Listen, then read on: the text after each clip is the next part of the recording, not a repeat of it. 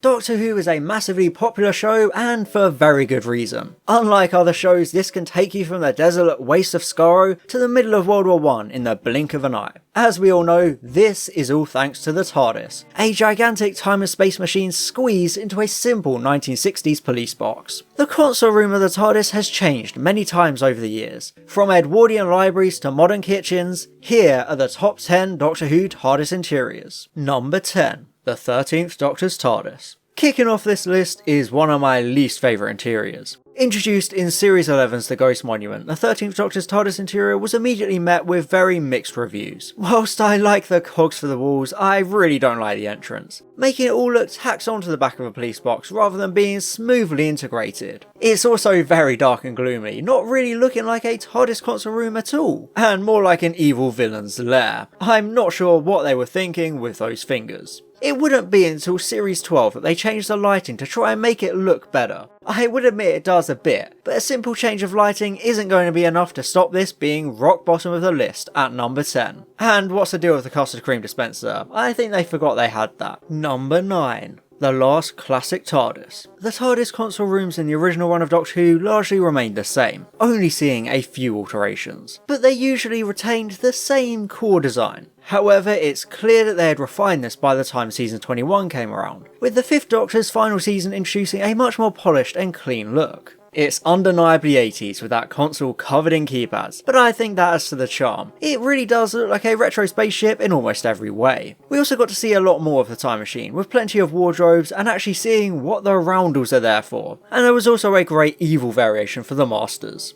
As long as we don't talk about the low budget makeshift shed set from Battlefield, the final Classic Who design sits comfortably at number 9.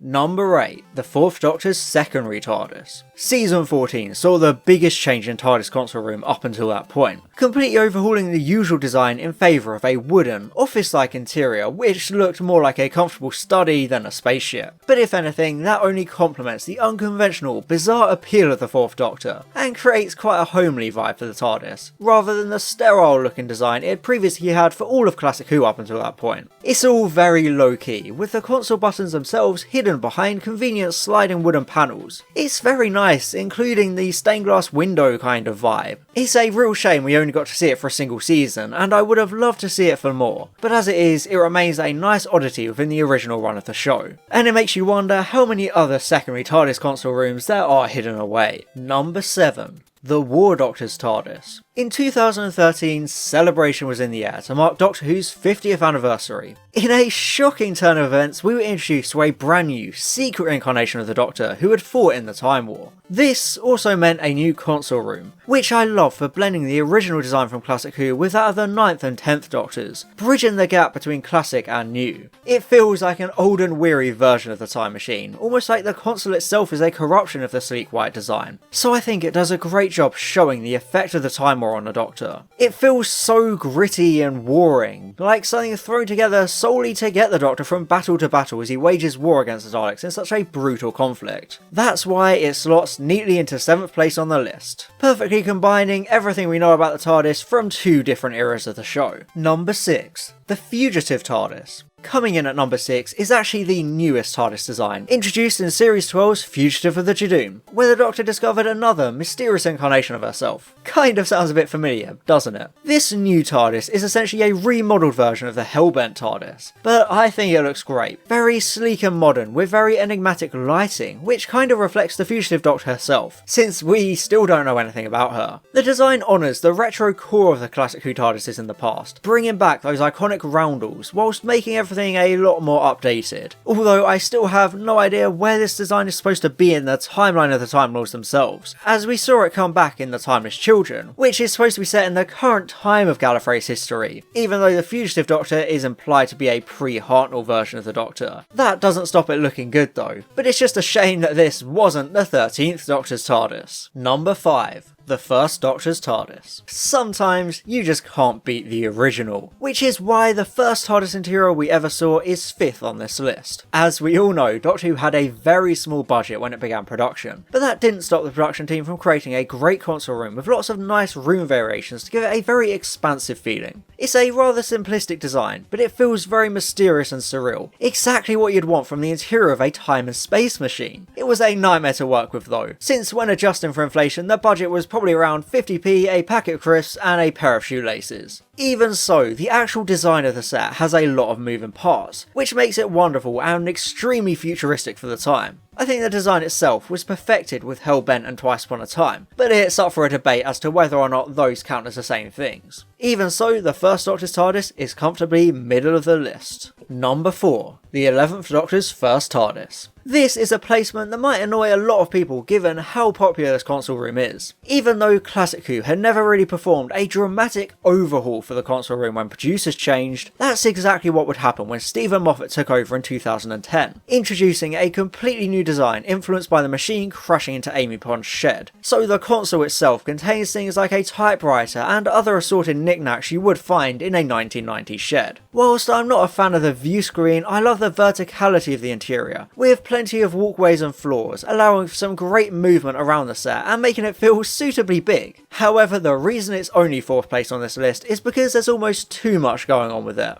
I think it feels a bit chaotic and busy, but I suppose that matches the 11th Doctor himself. Number 3. The Coral TARDIS. I have to admit this is heavily influenced by nostalgia bias since I grew up with this one, but I absolutely adore the very first modern TARDIS design introduced in 2005 alongside the 9th Doctor, before being altered ever so slightly for the 10th Doctor. There's something so very mysterious and ethereal about it, especially with the overpowering green lighting of Series 1. It's often referred to as the Coral TARDIS for its organic look, since the revival would establish that TARDISes are grown rather than built, and I think it does a great job communicating that retcon and making the machine feel alive. Even though there are no visible corridors or openings, which raises a few questions, I love how vast this interior feels. The roof stretches high up to give it a cavernous design, which makes it seem even more impossible to exist within such a small police box. So it's never a surprise when companions are stunned by it. I don't think any console room reflects the tone of its era as perfectly as this one, with such a gritty look to it, which is pretty much the nail on the head when it comes to how the 9th and 10th Doctors were characterised, so it's the ideal synergy for the show.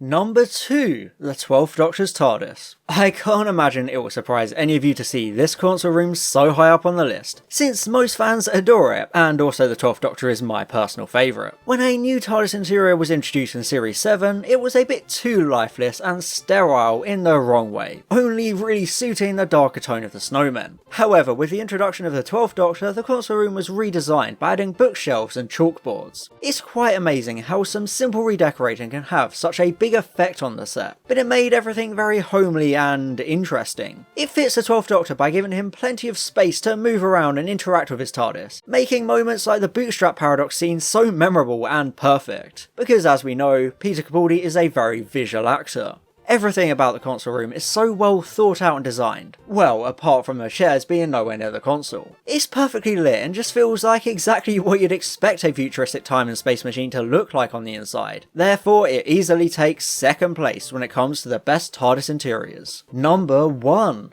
The TV movie TARDIS. This was by far the easiest choice on the list. Even though it only appeared in the 1996 TV movie which flopped, this Jules Verne inspired console room is the definitive peak of Doctor Who design. It's absolutely massive and so immensely detailed. There are so many moving parts that you never get to see, such as clocks all over, boxes having plenty of stuff inside them, and plenty of bookshelves, which puts the 12th Doctor's TARDIS to shame. This console room is like season 14's on steroids, like a giant Edwardian library, which actually perfectly reflects the 8th Doctor's costume. It's the closest any TARDIS has come to feeling like a home, which we see when the Doctor is just sitting there reading books and eating jelly babies. The console itself is similar to the original classic design, but this time wooden, and it even pioneered the idea of the time rotor reaching all the way up to the ceiling, which is what became tradition after the show was revived. Sadly, this masterpiece in design would be lost in a fire with only the console itself surviving, which makes it even more criminal that this TARDIS interior only appeared one time. Even so, it more than deserves first place on this list. It simply can't be beaten. So that's it for my top 10 TARDIS interiors from throughout Doctor Who's illustrious 56 years. Did you agree with my choices? Let me know in the comments, or tell me how wrong I am. I would also quickly like to give an honourable mention to some great ones we never got to see, like Missy's console room and the season 27 design before the show was cancelled. But concept art is an entirely different beast. If you'd like me to make a video ranking those, let me know in the comments below. Make sure to hit the subscribe button so you don't miss any future uploads, and I'll see you in the next video. Thanks for watching. And I'd like to give an extra special thank you to all my gold level patrons: Alex Marston,